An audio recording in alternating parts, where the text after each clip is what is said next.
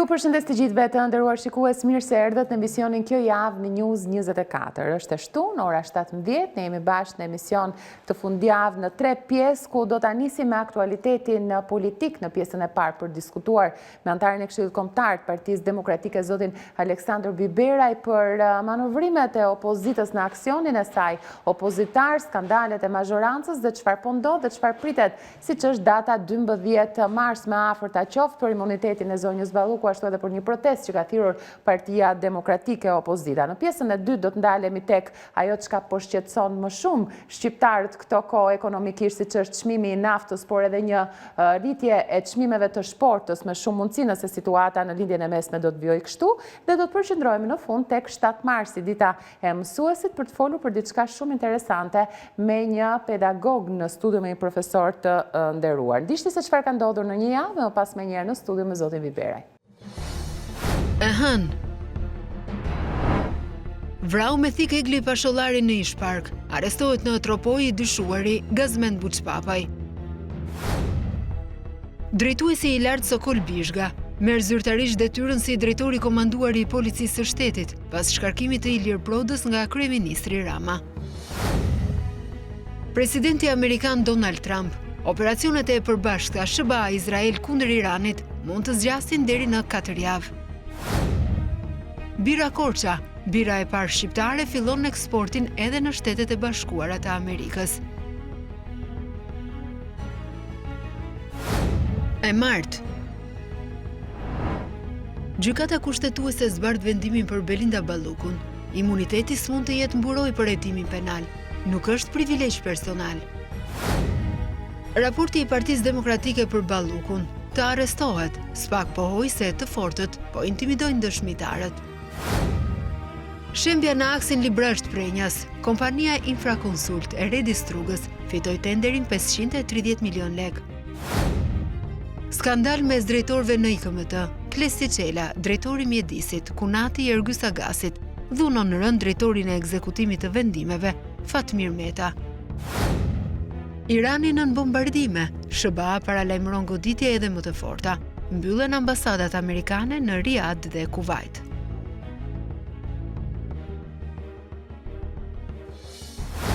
E mërkur. 28 vite burg në total ka dhënë gjykata e posaçme për 8 të pandehurit e dosjes sterilizimi. Me nga 6 vite burg u dënua ish-zëvendës ministri i Ministrisë së Shëndetësisë Klodian Narjepaj dhe biznesmeni Ilir Rapaj. NATO shkatron raketën e Iranit mbi Turqi. Ankaraja: kemi të drejtë të përgjigjemi, ndërkohë kërcënohen ambasadat izraelite në të gjithë botën. Kërcejnë çmimet e karburantit në vend. Pika e shitjes Elda e rrit me 4 lek litri në 24 orë. SPAK heton zhdukjen e verës me vlerë 1.4 milion euro të Ergyes Agasit. Sipas prokurorëve, është produkt i veprimtarisë kriminale. Shpallet në kërkim Kunati i Ergyes Agasit, dhunoi kolegun Fatmir Meta brenda IKMT-s. E inte. Një sherr me fyerje të rënda deri në përplasje fizike ndodhi gjatë seancës parlamentare në orët e mbrëmjes. Partia Demokratike tha se deputeti Balla përdori fjalë fyese ndaj deputetes Fokshi. Me rifillimin e seancës, deputeti i Partisë Demokratike kërkoi ndjesë. Lubin nuk ka forcë që e mbron. Akuza e debate të forta në kuvent mes maxhorancës dhe opozitës, që kërkon arrestimin e Belinda Ballukut. Agron Shea i përjashtohet 20 ditë nga kuvendi. Deputeti ngrita zërin se po masakrohen banorët në rjoll. Protest para parlamentit. Në ditën e 6 të konfliktit, Izraeli sulmon Teheranin. Irani kundërpërgjigjet. E premte. Kosova mund të shkojë në zgjedhje të jashtëzakonshme. Presidenti Osmani dekret për shpërndarjen e kuvendit. Ministrat e rinj të qeverisë betohen te presidenti, nisin punën zyrtarisht. Konflikt mes nxënësve në një shkollë në Durrës, i lënduar me thik një 15 vjeçar. Plagosja në Shkodër pas një konflikti mbi riparimin e makinës në servis.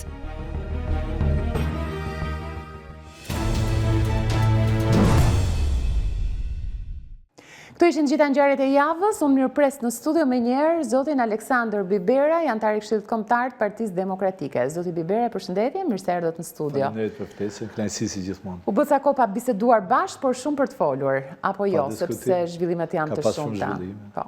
Në çfarë pike është opozita tani, zoti Bibera, për ta nisur me një pyetje në të përgjithshme, kur përballë është një mazhorancë e cila duket gjithmonë më e dobët për sa i takon zhvillimeve dhe skandaleve, por nga ana tjetër ko protestash për opozitën dhe si po shfrytëzon momentin. Opozita pasi kalvarit e gjatë vujtjesh do thosha për arsye objektive, subjektive dhe për arsye tona, por edhe për arsye të investimit që ka bërë Edi Rama për ta shkatruar, për ta dërmuar opozitën, mendoj që është në një moment të mirë, por pa diskutim ka vënë dhe hapësirë për përmirësim dhe sidomos për një ristrukturim të Partisë Demokratike, për një zgjerim të frontit opozitar dhe mbi gjitha për një hapje të Partisë Demokratike në mënyrë që në Partinë Demokratike të vinë kualitetet e reja, të vinë figura të reja, personalitetet të reja, sepse për hir të së vërtetës ne si shqiptarë në përgjithësi nuk e duam opozicionin, më shumë jemi të prirur të jemi afër qeverisë për arsye pragmatiste, por unë gjykoj që është një moment gati historik, sepse Shqipëria sot është delja e zezë e Europës për krimin, për korrupsionin, për narkoshtetin, për shkeljen e gjithë lirive dhe drejta themelore të njerëzit, për rënien e institucioneve. Kështu që është një moment që gjykoj që çdo qytetar që është në opozitë ose në oponencë me këtë qeveri, duhet të i bashkohet Partisë Demokratike, sidomos elita e vendit, profesorët e universiteteve, inxhinierët, ekonomistët, juristët, në mënyrë që të bëhet në radhë parë të bëhet e mundur ndryshimi i pushtetit politik duke kaluar në qeveri teknike dhe pastaj zgjedhje të lira dhe të ndershme, sepse Shqipëri s'ka zgjedhje të lira dhe të ndershme. Po, këto janë fjalët kyçe, zgjedhje të lira dhe të ndershme, qeveria teknike, por nga ana tjetër larg është ajo çka dëshirohet dhe larg është ajo se çfarë ndodh. Sa e mundshme është qeveria teknike apo qeveria kujdestare kur ne dim që Rama ka 83 mandate, 83 vota? I ka 83, por i ka të vjedhura, i ka ilegjitime. Gjithsesi, pushtetin juridikisht e ka, por nuk ka si lloj pushteti moral, nuk ka si lloj pushteti ndërkombëtare, dhe natyrisht opozita po rrit forcën e saj, sepse ne kemi bërë mitingje me disa qindra vetë, sot kemi mitingje me shumë pjesëmarrës. Po besueshmëria po e rrit? Besueshmëria natyrisht ka një rritje, ka një ngjallje, po them, të shpresës dhe besimit, por besueshmëria është si thush është një komponente psikologjike që don kohën e vet. Nëse opozita do të ishte e bashkuar, do të ishte më ndryshe situata me një emërues të përbashkët që është kryeministri Rama dhe majoranca përballë? Pra, nëse do ishte një opozitë e bashkuar, çfarë e pengon për të mos ndodhur kjo? Tash për hir të së vërtetës, opozita në Shqipëri kryesor është Partia Demokratike. Po.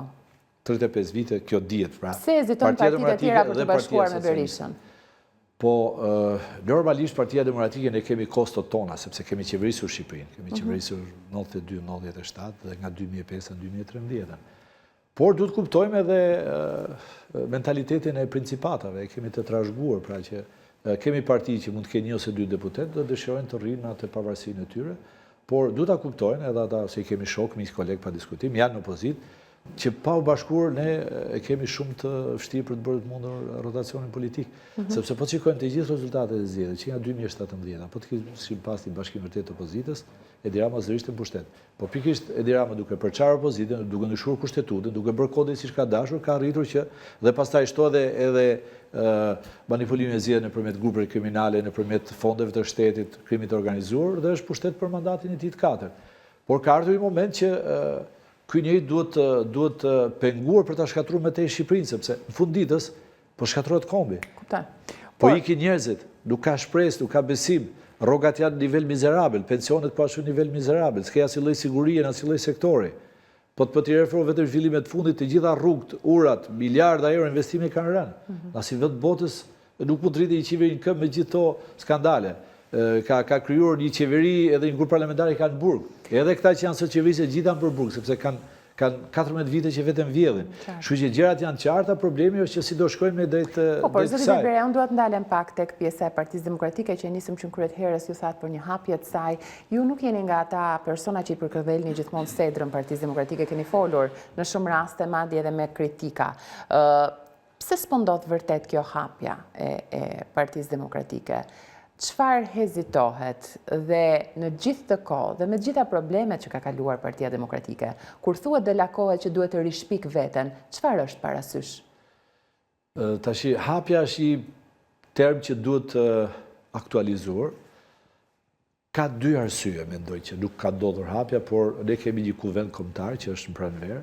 Do mendoj që është momenti më i mirë që ne vërtet të hapim teorikisht dhe praktikisht Partinë Demokratike. E para në përgjithësi, intelektualet janë natyrë konformiste në përgjithësi. Po t'i referohemi sistemit komunist, kemi qenë i vetmi vendlindje që s'kemi pas disidencë, kjo është e vërteta. Atë pak disidencë, Enver Hoxha erdhi duke eliminuar dhe pas viteve 60 kanë përshtypjen nuk ka pas më disidencë në këtë vend. Ndërkohë që vendet tjera ka pas disidencë. Pra, intelektualet janë disi konformistë. Por edhe në Partinë Demokratike është krijuar një farë nukli që me gjithë kontributet e tyre duhet të jenë më lojalë dhe duhet të jenë më të hapur ndaj konkurrencës, sepse çfarë ndodh? Ne shqiptarët në përgjithësi nuk e pëlqejmë konkurrencë, kemi frikë nga konkurrenca, kështu që hapi Partinë Demokratike, le të kandidojnë individ që do vinë aty, mirë që nesër të kemi një kryesi tjetër, një këshill kombëtar tjetër, një leadership tjetër të bëjnë mundur rotacionin. Pra, kemi kolega aty, unë bashkëpunoj me ta, i kam shok miq, punojmë, jemi në një informacion politik, një llogore, por është shoh që momentet caktuara janë më sektare se sa duhet.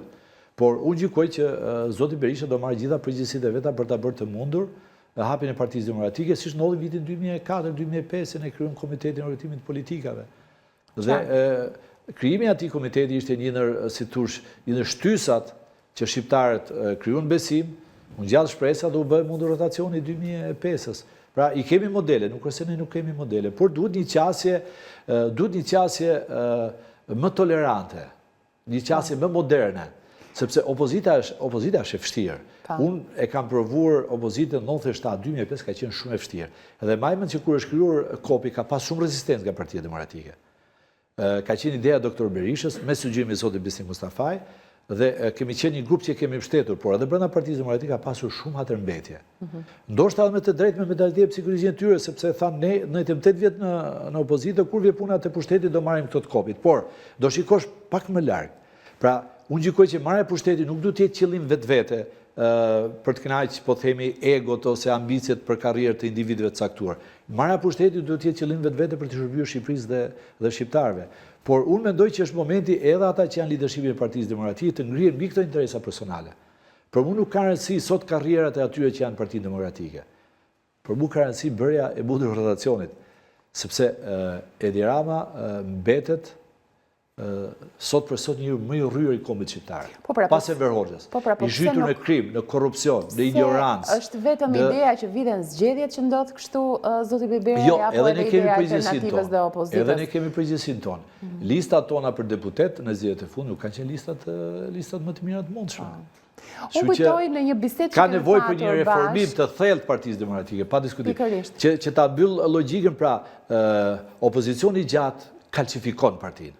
Tashi, opozicioni farë mënyre, shpresoj që po mbaron, pra, dhe do vi momenti që Partia Demokratike do vi pushtet. Por që të vish pushtet, duhet bësh të hapje. Pra, është edhe matematike thjeshtë. Ajo që po thoja, në një bisedë tjetër që kemi bërë bashkë, unë kujtoj që thonit vazhdimisht ja kam propozuar dhe zotit Berisha këtë, kam folur me tonet drejt për drejta me zotin Berisha. Kur ka qenë propozimi i fundit që i keni bërë diçka, apo keni konsumuar, keni diskutuar se diçka reale duhet të ndryshoj, pra, apo për të marrë parasysh një këshill e një njeriu që ka vite që është në Partinë Demokratike? Unë takoj pas çdo mitingu me doktor Berishën.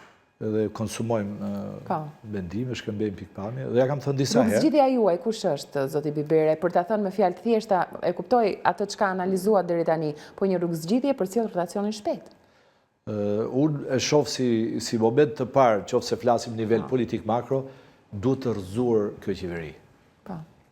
Dhe paralelisht, sepse varet kur do vi ky moment, paralelisht duhet të reformimi i Partisë Demokratike. Dhe unë presi si ne kemi një kuvend kombëtar, duhet të jetë kuvendi i hapjes, i shpresës, i besimit, i programi të mirëfillt, sidomos program ekonomik, program antikrim, antikorrupsion, në mënyrë që të rikthehemi në një farë normaliteti, sepse e thash, jemi bërë delja e zezë jo Ballkanit, e Europës. Dhe nëse deri dje, po themi, Edi Rama kishte arritur që të blinte propagandën, të blinte bindjen e europianëve. ndoshta edhe të Amerikanëve përpara presidencës Trump, sot i kanë rënë të gjitha këto fasada.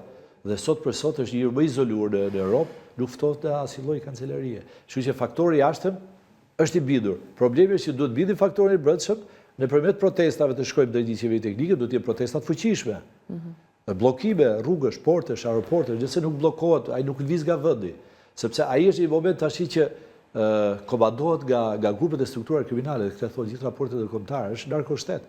Janë gjëra që ka thënë opozita, por tash po i thonë edhe institucionet ndërkombëtare, raportet ndërkombëtare. Kështu që është detyrë opozitës, për këtë është opozita, për të përmbysur një diktaturë ose një autokraci komplet të inkriminuar. Po si ikën autokracia, si çmontohet regjimi, si bien autokratët. Kur populli den rrugë, nuk ka qeveri që nuk bie. Po ka dalë populli në Jo, ka dalë, është aty ku duhet? Jo, nuk jemi aty ku duhet ketë pjesëmarrje edhe më të madhe, pa diskutim, dhe duhet ketë edhe ashpërsim patjetër, duhet ketë revolta pa asnjë lloj diskutimi. Ne jemi popull delet e Perëndisë, historikisht kemi qenë, por është një moment që duhet fryma revoltës pa diskutim. E kundërshtimit të këtij sistemi komplet të korruptuar për të kalbur. Me fjalë, ky rrin pushtet se s'kemi qenë ne të zot për ta rrëzuar. Kjo është fabula. Zoti Biberaj, se do të shkoj përsëri tek pjesa e revoltës, tek protestat e njëpasnjëshme, radhës është në datën 12, por dua të qëndroj edhe pak tek zgjedhjet në Partinë Demokratike që janë tani në prill për një muaj e pak. Çfarë do ishte zgjidhja në këto zgjedhje? Unë kam qenë dhe betë mirëtar i garës, të ketë garë për gjitha pozicionet, nga aja të zhëra. A mund të ketë garë po të kandidoj Berisha? Mund të ketë garë, por realisht është e vështirë për ta mundur Sali Berisha Partinë Demokratike. Për arsye të historisë, traditës, kontributit. Por le të ketë garë, sepse gara rigjenon një parti. Partinë përgjithësi i poshtë burokracia, i poshtë mentaliteti i emrimit. Kurse gara çliron energji, ka konkurrencë, duhet të ketë patjetër. Duhet të ketë patjetër sepse fatkeqësisht ne sot leadershipi i Partisë Demokratike kemi njerëz që s'kan votuar asnjëherë. Unë nuk e kam kërkuar databazën time këtë model politik. Ti mund të jesh gjë më i mirë botë, profesor më i mirë botë, i ke arritet tuaja, por nuk mund të jesh politik nëse si votuar, sepse nuk ke mekanizëm tjetër për të bërë karrierë politike përveç votës. Kështu që këtu nuk ka votë të përgjithshme, pra votë elektorale sepse manipulohet për qeverisjen qendrore, edhe për zgjedhjet lokale, dhe s'ka vote brenda partive. Dhe prandaj jemi në këtë situatë që jemi. Kështu që rikthimi i votës, implementimi i votës është element shumë i rëndësishëm. Dhe gjykoj që ne duhet marrim gjithë përgjegjësitë, se shpeshherë edhe analistë ndryshëm, po dhe ne themi çfarë bën Edi Rama. Edi Rama çfarë do që të bëjë është pushtet. Ne duhet ta rrëzojmë atje. Po, kjo është një pyetje që e bezdis shumë opozitën kur thuhet po opozita çfarë bën, çfarë do të bëjë. Dakor, po ne pra ne duhet bëjmë ndryshimin. Po. Sepse ai dhe ndryshimi nis që nga zgjedhjet brenda partisë. Ai ka shuajtur çdo zë brenda Partisë Socialiste. Le që nuk është Partia Socialiste, aty nuk e di socialistë ka mbetur. Ai është i sekt i tij që përdor për pushtet. Edhe ndonjë zë që del kështu zë në zë i eliminon. Ndonjë person që ai ka menduar që mund të jetë pasardhës i tij ka eliminuar gjithë, por s'më intereson se çfarë bën, se unë e di se çfarë ka atje. Atje s'ka mbetur asnjë gjë. Por kjo nuk na ndihmon për të fjetë gjumë ose për ndaj status quo. Jo, opozita s'duhet të ketë kurrë status quo. Opozita lufton për pushtet, je shpresa besimi i qytetarëve. Kështu që pa diskutim duhet bëjmë një formim thellë Partisë Demokratike. Dhe ti mësojmë njerëzit të votohen. Nuk mund të bësh karrierë politike, por nuk votove. Zoti Biberaj, për të gjithë ata që e shohin rrugë zgjidhjen, sepse ka një pjesë që thonë Partia Demokratike mund të vi në pushtet dhe mund të jetë fituese nëse nuk do të jetë Berisha në krye të Partisë Demokratike. Ju e shihni këtë si zgjidhje? Ju këthat pak më parë që është e vështirë të mundet Berisha edhe me garë, por do të ishte kjo zgjidhje apo do të provonte atë efektin që në fakt mund të shkërmoqte diçka? Doktor Berisha është faktor bashkues në opozitë dhe në Partinë Demokratike, pa diskutim. A ka nevojë edhe për drejtues të ri, për leadership të ri, për frymë të re, pa diskutim. Kështu që këto janë kompromise që bëhen brenda një partie, sidomos kur partia është e gatshme për të ardhur pushtet. Dhe aty është vendimi për të kandiduar apo jo i takon doktor Berishës. Por për ta mundur Berisha precis është e vështirë. Por unë sot doktorin e shoh më shumë si faktor bashkimi. Dhe ne të gjithë duhet të krijojmë një informacion ose informacion më sakt, fitues.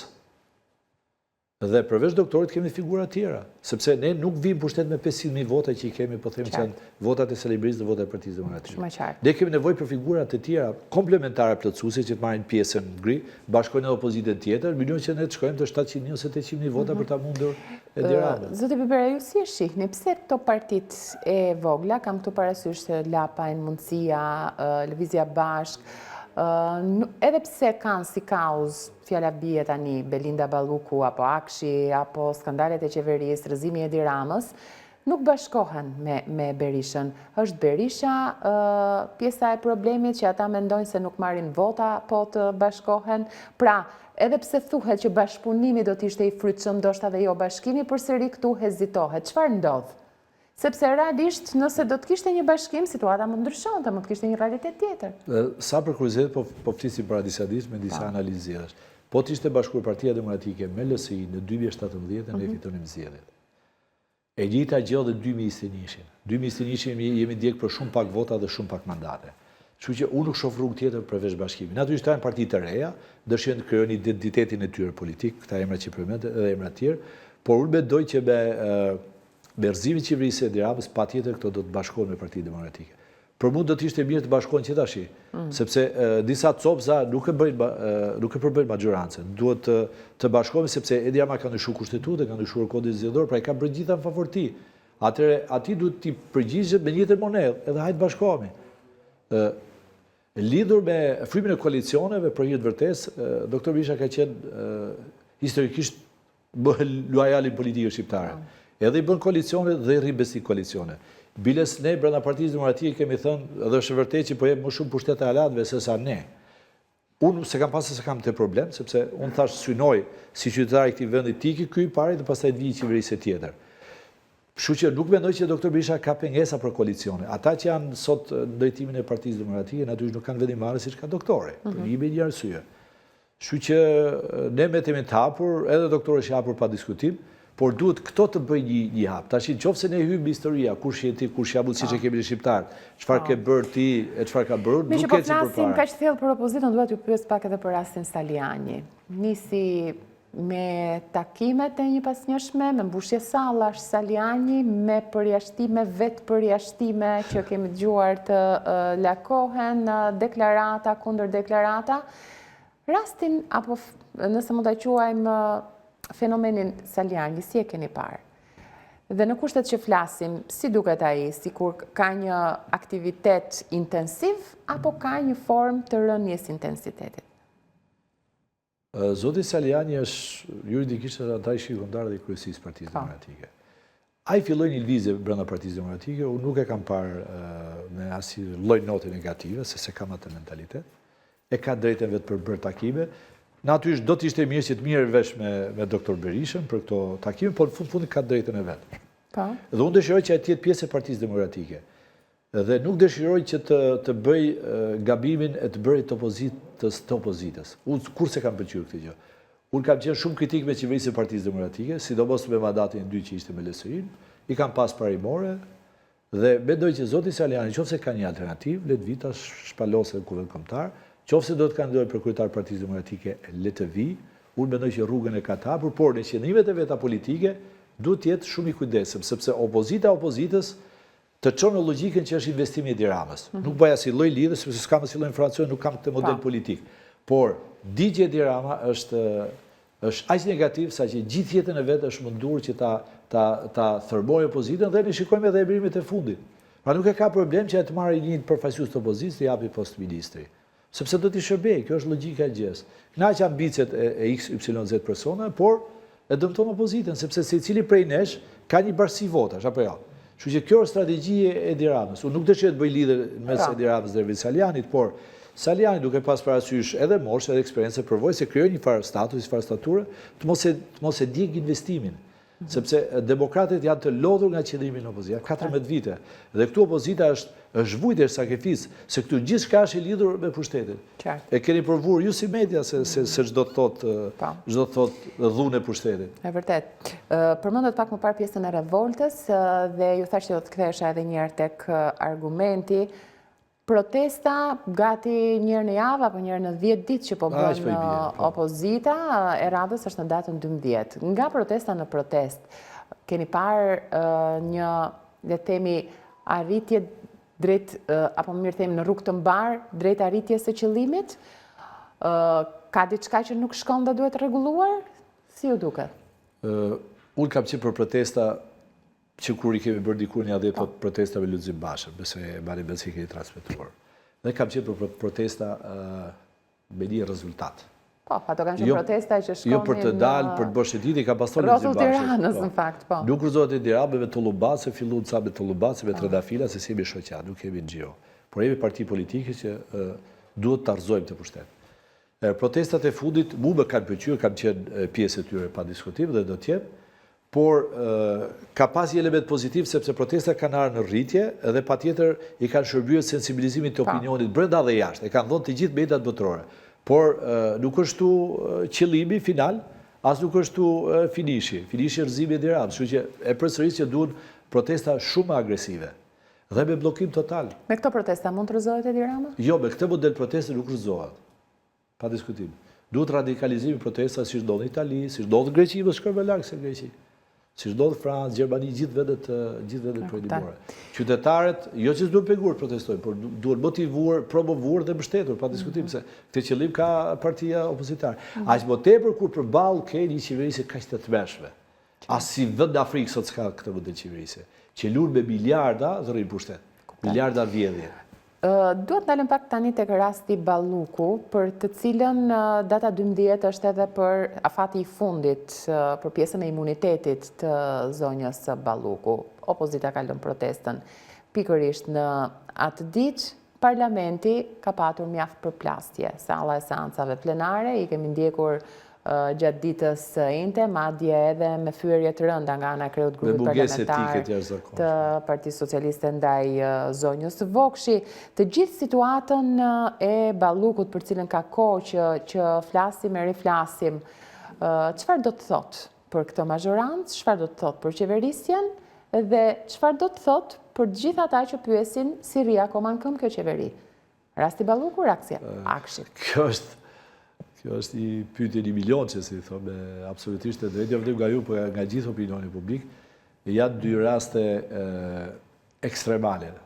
Po e nis me akshin. Unë e njoh aktivitetin e akshit sepse është fusha ime teknologji informacione. Aty është bërë baterdia. Dhe sot që flasim, buxheti i akshit duhet të jetë diku te 260 milion euro në vit. Që po të përkthej me rrjetat që kemi, do ishte buxhet që shërbej në Amerikë në Shqipëri. Dhe çfarë ndodhi? Te akshi u futet grupet kriminale të narkotrafikut, sepse e pa që norma interesit këtu, siç është certifikuar edhe nga hetimet e SPAK-ut, është më e lartë se sa çesësh drogë. Atëherë nuk po shesim me kokainë, sepse ka kosto të rrisit e veta, po marrin tendrat. Kështu që aty ishte një grup i strukturë kriminal, i cili drejtohej nga Dirama, është e qartë. Ai ka qenë një aneks i qeverisë së Diramës. Edhe sot e kësaj dite vazhdon të mbroj ish drejtuese dhe të mbroj si institucion, sepse është vetë pjesë e gjithë kësaj afere. Dhe ka të bëjë me të gjithë të dhënat tona, ka të bëjë me gjithë informacionin e klasifikuar të qytetarëve shqiptar, i cili është sot në durë të grupeve strukturore kriminale. Jemi komplet pa mbrojtur. Kjo rëndon më shumë situate sepse ne jemi vendantar i NATO-s dhe aspirant për në Bashkimin Evropian. Kështu që SPAK-u duhet i futet akshit jo vetëm thjesht me akuza, por edhe me masa radikale ekstreme bazuar në kodin penal. E njëjta histori është edhe me zonën Balluku. Është drejtuese e një grupi të strukturuar kriminal, që ka vjedhur miliardat e shqiptarëve në mënyrën më të paimagjinueshme. Dhe aty është Dirama, prandaj e ka mbrojtur. Sepse Dirama i hodhi gjithë bashkëpunëtorët e vet kosh, apo i ka në burg, ose i ka në kërkim ndërkombëtar. Kështu që ai e mbron atë sepse mbron veten. Dhe mendoj që data 12 duhet të jetë një moment shumë i rëndësishëm për këtë vend. Opozita duhet marrë masa që atë ditë të mirët veshme i fjalë se ne jemi kobi qytetar evropian, apo jemi Republikë Bananesh në Ju Afrikë. çfarë pritshmërish keni si e shihni fundin U po dëgjoja të media aty qytetar që Bakavi Veshi isha në Bakil Radio thoshte që në qoftë se nuk i hiqet pra imuniteti, duhet konsideruar parlamenti si ndërtim pa leje dhe siç i sheh Edi Rama ndërtimet pa leje, pa ligj, duhet rrafshuar edhe parlamenti. Kështu që mendoj që opozita duhet jetë shumë organizuar dhe duhet jetë shumë e vendosur. Dhe aty ka alternativa, pa diskutim, gjithmonë paqësore, them, për t'i dhënë fundin këtij lloji parlamentarizmi dhe kësaj qeverisje. Qoftë me datë 12. Sepse është e paimagjinueshme. Imagjino se çfarë mendojnë dhe çfarë thonë për ne, po kjo nuk ka shumë rëndësi. I gjithë trupi diplomatik që është në Shqipëri di gjitha gjërat. Reagimet e ndërkombëtarëve, si i keni parë? Reagimet e ndërkombëtarëve? Sinjalet shumë të ashpra që vinë nga Gjermania, tërheqjet e veshjit që janë, dhe ndoshta dhe efekti zinxhir që mund të krijohet. Pse Rama ka folur me tone aq të forta brenda mbledhjes grupit parlamentar të Partisë Socialiste pikërisht për Gjermaninë dhe çfarë rreziku ndjen? Për hir të së vërtetës, Gjermania ka mbajtur qendër shumë korrekt gjatë gjithë tranzicionit shqiptar. Po. Gjermania ka pas rezerva edhe për qeverisjen tonë. Dhe gjermanët i thonë gjërat. Kurse lidhur me qeverisjen e Edi Ramës, ata i kanë të gjithë dosjet, i kanë të gjithë informacionet, edhe për Xibrakën, edhe për vllajin kryeministit për çinat e trafikut, e shumë gjëra tjera. Për Akshin që është përfshir familja, pra i ka të gjithë informacionet e plota, prandaj gjermanët janë të ashpër, sepse normal nuk mund ta pranojnë gjermanët që 10 milion euro të qytetarëve gjerman të ardhur nga taksa të vinë edhe të vidhen në Shqipëri. Plus është qenë parimor, një vend që aspiron për BE. Po, dhe çfarë rrezikon Shqipëria kështu? Shqipëria po largohet nga BE, nuk është se ne kemi shanse për të futur në 2030. Ne jemi larguar sot nga BE-ja më larg dhe më shumë se asnjëherë tjetër.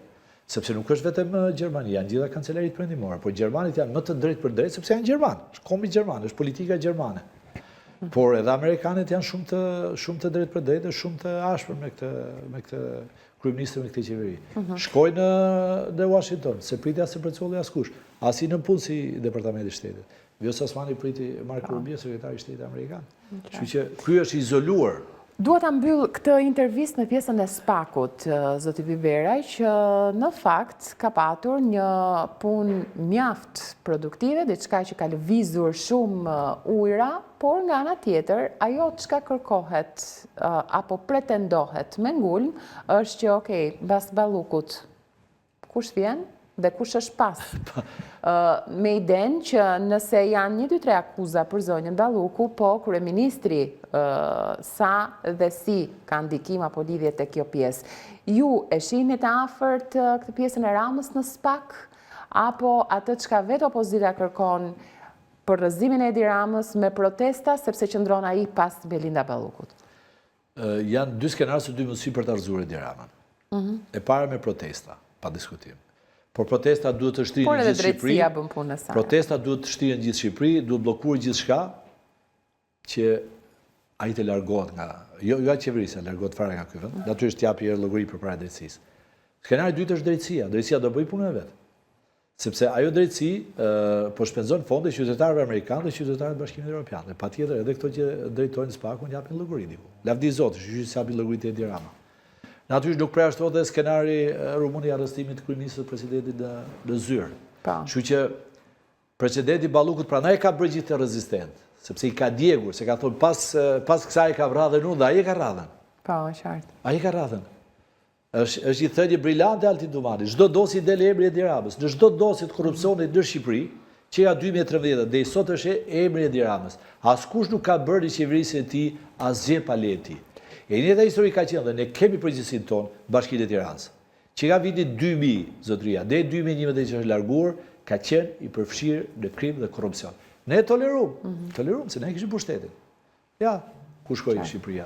Por fundin e ka të afërt, pa diskutim, ai po negocon, dhe po negocon fort, po negocon shumë, që të mos shkojnë në burg, po aty e ka vënë, nuk ka shpëtim. Faleminderit shumë zoti Biberaj për bisedën në studio. Mirë, ne përfunduam pjesën e parë të emisionit kjo javë, do të shkojmë shpejt në një hapësirë publicitare dhe kthehemi pas pak me një bisedë në studio. Sa do të shkojë çmimi i naftës, çfarë rrezikohet dhe çfarë efekti zinxhir prodhohet. Publicitet pas pak.